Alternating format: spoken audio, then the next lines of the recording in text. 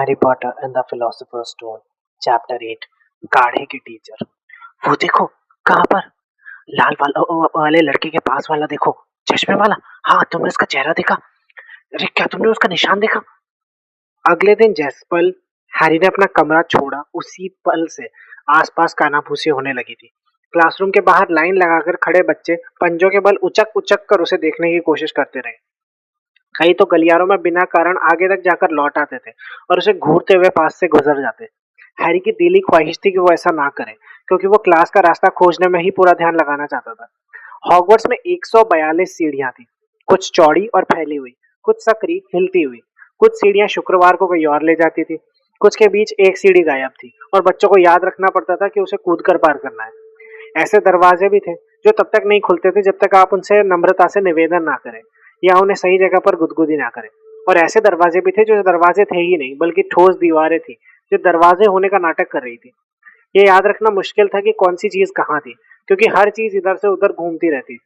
तस्वीरों के अंदर के लोग एक दूसरे से मिलने आते जाते रहते थे और हैरी को पूरा विश्वास था कि ये सजावटी जरा बख्तर चल सकते थे।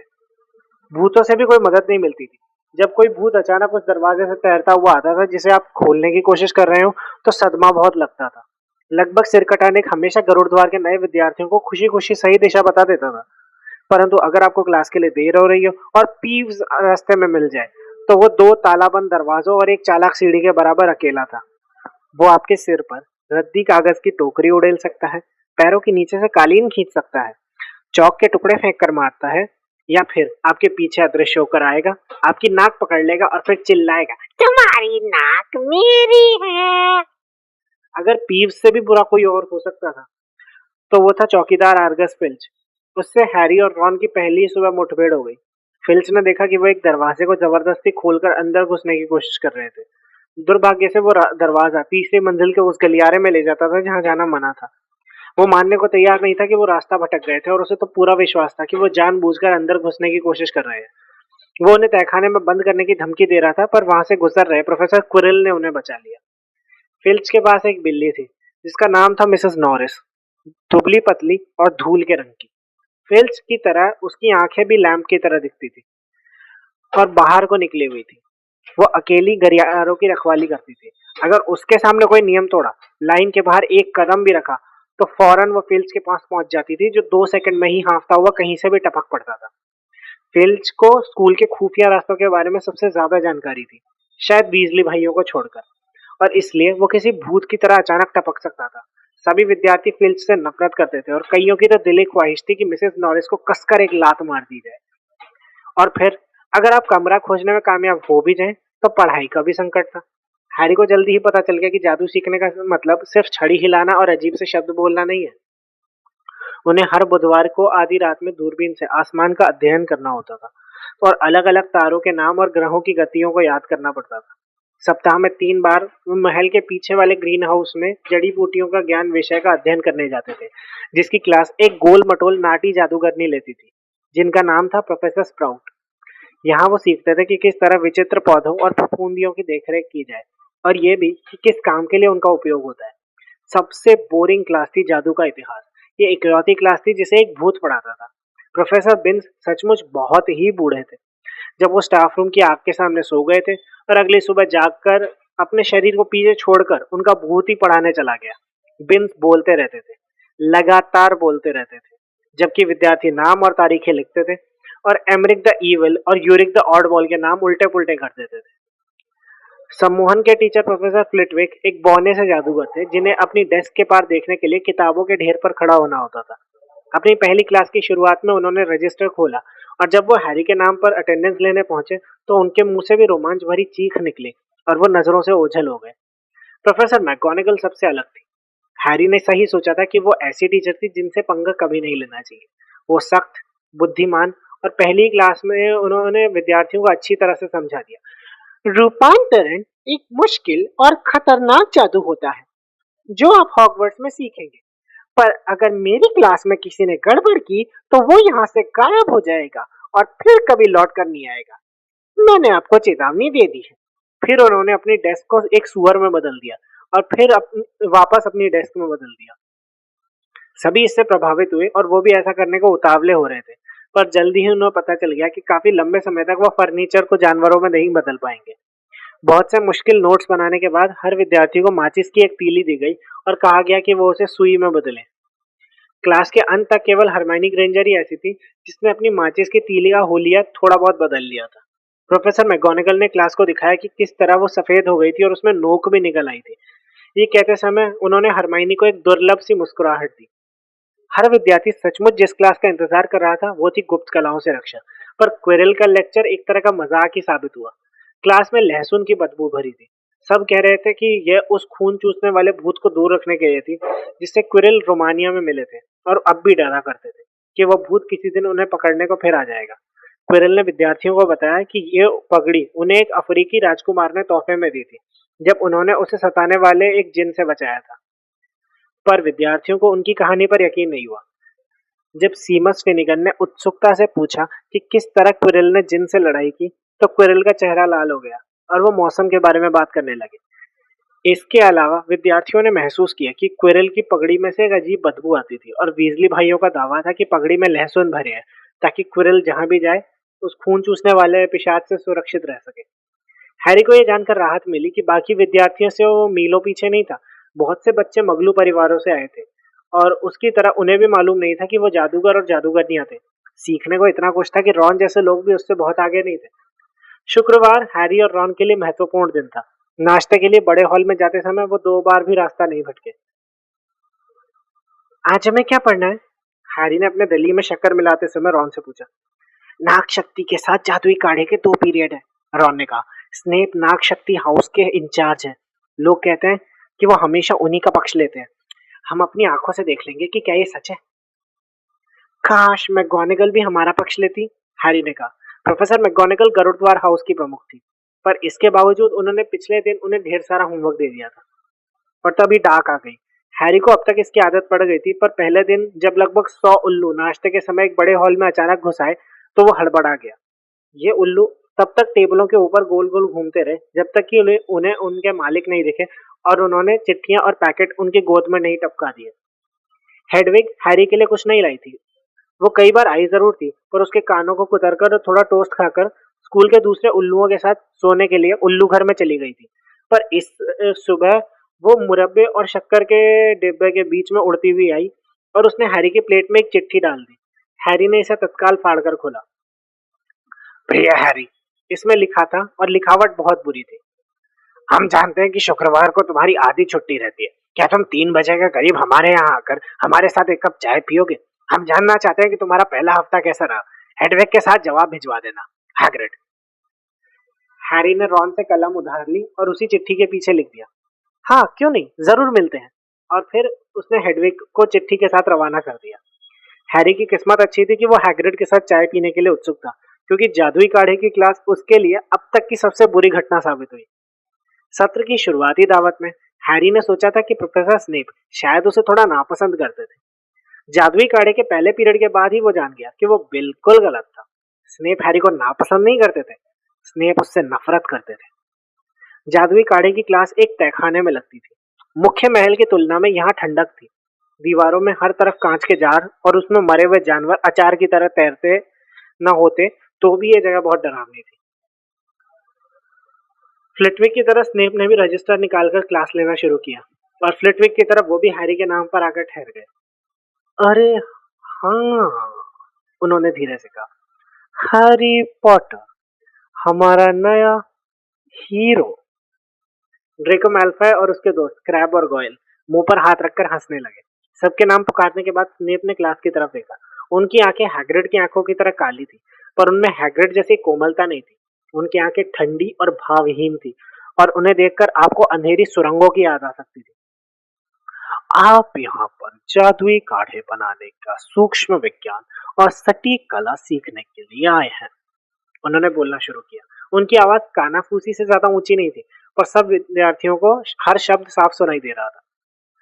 प्रोफेसर मैगोनिगल की तरह ही स्नेप के पास भी क्लास को बिना प्रयास किए चुप रखने की प्रतिभा थी। चूंकि यहाँ पर छड़ी हिलाने जैसा मूर्खतापूर्ण काम बहुत ही कम होता है, इसलिए तुम में से कईयों को यह विश्वास नहीं होगा कि ये भी जादू है। मुझे उम्मीद नहीं है कि तुम लोग उबलती हुई कढ़ाई से उठते हुए लहराते धुएं की सुंदरता को कभी समझ पाओगे या इंसान की नसों में जाने वाले रसों की नाजुक शक्ति को पहचान पाओगे, जो दिमाग को वश में कर लेती है और इंद्रियों पर काबू कर लेती है। मैं तुम्हें सिखा सकता हूँ कि शोहरत को बोतल में कैसे बंद करते हैं, गौरव को उबाल सकते हैं और मौत के मुंह पर ढक्कन कैसे लगा सकते हैं, बशर्ते तुम उतने बड़े मूर्खों का समूह ना हो जिन्हें मुझे आमतौर पर पढ़ाना पड़ता है। इस छोटे से लेक्चर के बाद काफी देर तक चुप्पी छाई रही। हैरी और रॉन भौहें उठाकर एक दूसरे की तरफ देख रहे थे। हरमाइनी अपनी सीट के कोने पर खिसक गई और साबित करने के लिए उतावली दिख रही थी कि वो मूर्ख नहीं है। पॉटर, स्नेप ने अचानक कहा, अगर मैं कमल की जड़ के चूर्ण को वर्मवुड के सार में मिलाऊं तो मुझे क्या मिलेगा? कौन सी जड़ी के चूर्ण को किसके सार में? हैरी ने रॉन की तरफ देखा, जिसके चेहरे पर उतनी ही हवाइयां उड़ी थी जितनी कि हैरी के चेहरे पर। हरमाइनी का हाथ हवा में तलवार जैसे खड़ा था। मैं नहीं जानता सर, हैरी ने कहा। शोहरत ही सब कुछ नहीं है।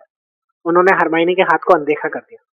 एक बार और कोशिश करते हैं पॉटर, अगर मैं तुमसे बिजवाल लाने के लिए कहूँ तो तुम उसे कहाँ खोजोगे?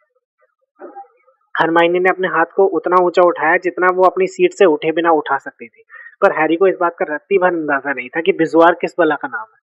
उसने कोशिश की कि वो मैलफॉय, क्रैब और गोयल की तरफ ना देखे जो हंस हंस कर गिरे जा रहे थे। मैं नहीं जानता सर। ऐसा लगता है कि यहाँ आने से पहले तुमने किताब खोल कर देखने की भी जहमत नहीं उठाई है ना पॉटर? हैरी ने उन ठंडी आंखों में सीधे देखने के लिए ताकत बटोरी। उसने डर्सली के घर में अपनी किताबों को खोलकर देखा था, पर क्या स्नेप उससे ये उम्मीद कर रहे थे कि उसने 1000 जड़ी बूटियां और फफूंदियां में लिखी हर बात याद की होगी? स्नेप ने एक बार फिर हरमाइनी के हिलते हाथ को अनदेखा कर दिया। पॉटर, अच्छा ये बताओ कि मॉन्क्सवुड और वुल्फस्बेन में क्या अंतर है? इस बार हरमाइनी उठकर खड़ी हो गई और उसका हाथ तहखाने की छत को छूने लगा। मैं नहीं जानता, हैरी ने धीरे से कहा। मुझे लगता है हरमाइनी जानती है, आप उसी से क्यों नहीं पूछ लेते? कुछ बच्चे हंस पड़े। हैरी की निगाह सीमस से मिली, जिसने आंख मारी, पर स्नेप इस बात से खुश नहीं हुए। उन्होंने हरमाइनी को डांटते हुए कहा, बैठ जाओ। और पॉटर, तुम्हारी जानकारी के लिए बता दूं कि एस्फोडेल और वर्मवुड नींद का इतना शक्तिशाली काढ़ा बनाते हैं कि इसे जिंदा मौत का घूंट कहा जाता है, जिसका नाम होता है चिरनेत्र काढ़ा। बिस्वार एक पत्थर है जिसे बकरी के पेट से निकाला जाता है और ज्यादातर जहरों से ये बचा सकता है। जहां तक मॉन्क्सवुड और वुल्फस्बेन का सवाल है, ये दोनों एक ही पौधे का नाम है जिसे एकोनाइट या वत्सनाभ के नाम से जाना जाता है। और तुम सब इसे लिख क्यों नहीं रहे हो? अचानक चर्म पत्र और कलम निकालने की आवाजें आने लगी। इस आवाज के ऊपर स्नेप ने कहा, गरुड़ द्वार का एक पॉइंट काटा जाता है तुम्हारे साथी की बदतमीजी के लिए। जादुई काढ़े की क्लास जब आगे बढ़ी, तब भी गरुड़ द्वार की स्थिति में कोई सुधार नहीं हुआ। स्नेप ने उनकी जोड़ियां बना दी और उन्हें छाले ठीक करने वाला एक आसान सा काढ़ा बनाने का काम दे दिया। स्नेप अपने लंबे काले चोगे में चारों तरफ घूमकर देखता रहा कि वो सूखी हुई बिच्छू बूटी और सांप के जहरीले दांत के चूर्ण को किस तरह से तौल रहे हैं। मैल्फॉय को छोड़कर उन्होंने हर एक की आलोचना की, जैसे वो मैल्फॉय को पसंद करने लगे थे। जब वो सबको बता रहे थे कि मैल्फॉय ने अपने सींग वाले घोंघों को कितना अच्छी तरह उबाला था, तभी एसिड के हरे धुएं का बादल उठा और कमरे में एक सनसनाती हुई आवाज भर गई। नेविल ने न जाने कैसे सीमस की कढ़ाई को एक मुड़े हुए गोले में बदल दिया था और कढ़ाई में भरा काढ़ा पत्थर के फर्श पर बिखर रहा था और लोगों के जूतों में छेद कर रहा था। कुछ ही पल में पूरी क्लास अपने स्टूल्स पर खड़ी थी, जबकि नेविल, जो कढ़ाई के गिरते समय काढ़े में नहा गया था, दर्द से कराह रहा था क्योंकि उसके हाथ पैर पर लाल फोड़े हो गए थे। मूर्ख लड़के, स्नेप ने गुर्राते हुए कहा और अपनी छड़ी को एक बार घुमाकर फैले हुए काढ़े को साफ कर दिया। मुझे लगता है तुमने कढ़ाई को आग से उतारने से पहले ही उसमें स्याही के कांटे मिला दिए होंगे। नेविल बिलख रहा था और अब फोड़े उसके नाक पर भी उगने लगे थे। हॉस्पिटल ले जाओ इसे, स्नेप ने सीमस से गुस्से से कहा। फिर वो हैरी और रॉन की तरफ मुड़े, जो नेविल के पास वाली टेबल पर काम कर रहे थे। और पॉटर, तुमने उसे बताया क्यों नहीं कि उस समय कांटे ना मिलाए? तुम्हें तो लगा होगा कि अगर वो गलती कर देगा तो तुम्हारा काम बेहतर दिखेगा, है ना? गरुड़ द्वार का मैं एक और पॉइंट कम कर रहा हूँ। ये सरासर अन्याय था और हैरी ने बहस करने को मुंह खोला, पर रॉन ने कढ़ाई के पीछे से उसे पैर मारा। बहुत आगे मत बढ़ाओ, मैंने सुना है कि स्नेप बहुत बुरे हैं। जब वो लोग 1 घंटे बाद तहखाने की सीढ़ियों से ऊपर चढ़ रहे थे, तो हैरी का दिमाग तेजी से घूम रहा था और उसका उत्साह ठंडा पड़ चुका था। पहले ही सप्ताह में उसने गरुड़द्वार के 2 पॉइंट गंवा दिए थे। स्नेप उससे इतनी नफरत क्यों करते हैं? दिल पर मत लो, स्नेप हमेशा फ्रेड और जॉर्ज के भी पॉइंट काटते हैं। क्या मैं तुम्हारे साथ चलकर हैग्रिड से मिल सकता हूँ? 3 बजने में 5 मिनट पर वो लोग महल से निकले और मैदान के पार चल दिए। हैग्रिड अंधेरे जंगल के कोने पर लकड़ी के एक छोटे से घर में रहता था। सामने वाले दरवाजे के बाहर एक धनुष और जूते की जोड़ी रखी। जब हैरी ने दरवाजा खटखटाया तो अंदर से जबरदस्त उथल पुथल की आवाज आई, साथ में कुत्ते के कई बार भौंकने की भी। फिर हैग्रिड की आवाज आई, पीछे फैंग पीछे। जब हैग्रिड ने दरवाजा खोलकर झांका तो उन्हें दरार में से उसका बड़ा और बालों भरा चेहरा दिखा। रुक जाओ, पीछे हटो फैंग। उनके अंदर आते समय वो बोर हाउंड नस्ल के एक विशालकाय कुत्ते का पट्टा पकड़े रखने की कोशिश कर रहा था। अंदर एक ही कमरा था। छत से सुअर का सूखा गोश्त और जंगली मुर्गियां लटक रही थी। खुली आग पर एक तांबे की केतली उबल रही थी। एक कोने में एक बड़ा सा बिस्तर था जिस पर पैबंद लगा गद्दा डला था। बैठ जाओ आराम से, हैग्रिड ने कहा और फैंग को छोड़ दिया, जो सीधे रॉन की तरफ लपका और उसका कान चाटने लगा। जाहिर है हैग्रिड की तरह ही फैंग भी उतना खूंखार नहीं था जितना दिखता था। ये रॉन है, हैरी ने हैग्रिड को बताया, जो चाय की बड़ी केतली में उबलता हुआ पानी डाल रहा था और एक प्लेट में रॉक केक रख रहा था। एक और वीजली है, हैग्रिड ने रॉन के चकत्तों की तरफ देखते हुए कहा। हमारी आधी जिंदगी तुम्हारे जुड़वा भाइयों को जंगल से दूर रखते रखते गुजर गई है। रॉक केक ने लगभग उनके दांत ही तोड़ दिए थे, पर हैरी और रॉन ने ऐसा नाटक किया जैसे उन्हें सचमुच अच्छे लग रहे थे। फिर उन्होंने हैग्रिड को अपनी क्लासों के बारे में बताया। फ्रैंक ने हैरी के घुटने पर सिर टिका लिया और उसके कपड़ों पर लार टपकाने लगा। जब हैग्रिड ने फिल्च को बुढ़ा खूसट कहा तो रॉन और हैरी बहुत खुश हुए। और जहां तक उस बिल्ली मिसेस नॉरिस का सवाल है, हमारी इच्छा है कि हम किसी दिन उसकी मुलाकात फ्रैंक से करवा दें। तुम जानते हो हम जब भी स्कूल जाते हैं वो हमारे पीछे पीछे चली आती है। हम उससे पीछा नहीं छुड़ा पाते। फिल्च ने शायद उसे इसी काम पर लगा रखा है। हैरी ने हैग्रिड को स्नेप की क्लास के बारे में बताया। रॉन की तरह हैग्रिड ने भी हैरी को समझाया कि वो चिंता ना करे, क्योंकि स्नेप तो सबसे चिढ़ते थे। पर ऐसा लगता है जैसे मुझसे तो वो सचमुच नफरत करते हैं। बकवास, वो ऐसा क्यों करेंगे? पर हैरी ने देख लिया था कि बोलते समय हैग्रिड ने नजरें चुरा ली थी। और तुम्हारे भाई चार्ली के क्या हाल चाल है? हमें वो लड़का बड़ा पसंद था। जानवरों के मामले में हमारे जितना ही उसका कोई मुकाबला नहीं था। हैरी सोचने लगा कि कहीं हैग्रिड ने जानबूझकर तो विषय नहीं बदला। जब रॉन हैग्रिड को चार्ली और ड्रैगन्स के उनके काम के बारे में बता रहा था, तो हैरी ने कागज का वो टुकड़ा उठा लिया जो टी कोजी के नीचे टेबल पर पड़ा था। ये दैनिक जादूगर की कटिंग थी। ग्रिंगॉट्स में घुसपैठ की ताज़ा जानकारी। 31 जुलाई को ग्रिंगॉट्स में हुई घुसपैठ के बारे में जांच चल रही है, जिसके बारे में लोगों का मानना है कि यह अज्ञात शैतानी जादूगरों या जादूगरनियों का काम है। ग्रिंगॉट्स के पिशाचों ने आज दावे से कहा कि कुछ भी चोरी नहीं किया गया। जिस तिजोरी को तोड़ा गया था उसे दरअसल उसी दिन पहले ही खाली कर दिया गया था। पर हम आपको ये नहीं बताएंगे कि उसमें क्या था, इसलिए फटे में टांग मत डालो, वरना इसका अंजाम आपके लिए अच्छा नहीं होगा, ग्रिंगॉट्स के पिशाच प्रवक्ता ने आज दोपहर को कहा। हैरी को याद आया कि रॉन ने उसे ट्रेन में बताया था कि किसी ने ग्रिंगॉट्स को लूटने की कोशिश की थी, पर रॉन ने तारीख नहीं बताई थी। हैग्रिड, हैरी ने कहा, ग्रिंगॉट्स में घुसपैठ मेरे जन्मदिन वाले दिन हुई थी। हो सकता है ये उसी समय हो रही हो जब हम लोग वहां पर थे। इस बात पर कोई संदेह नहीं था कि इस बार हैग्रिड ने हैरी से बिल्कुल नजरें नहीं मिलाई, बल्कि घुरघुराते हुए उसकी तरफ एक और रॉक केक बढ़ाया। हैरी ने एक बार फिर समाचार पढ़ा। जिस तिजोरी को तोड़ा गया उसे दरअसल उसी दिन पहले ही खाली कर दिया गया था। हैग्रिड ने तिजोरी नंबर 713 को खाली किया था। अगर आप उसे खाली करना कहें, यानी कि उस छोटे गंदे से पैकेट को बाहर निकालना, क्या चोरों को वही पैकेट चाहिए था? जब हैरी और रॉन डिनर के लिए महल की तरफ जा रहे थे, तो उनकी जेबों में रॉक केक का वजन था, जिन्हें लेने से वो झिझक के कारण मना नहीं कर पाए। हैरी ने सोचा कि उसकी क्लासों में उसे ये सोचने का इतना सामान नहीं मिला था जितना उसे हैग्रिड के साथ चाय पीने में मिला। क्या हैग्रिड ने वो पैकेट सही समय पर निकाल लिया था? वो पैकेट अब कहाँ था? और क्या हैग्रिड स्नेप के बारे में ऐसा कुछ जानता था जो वो हैरी को बताना नहीं चाहता था?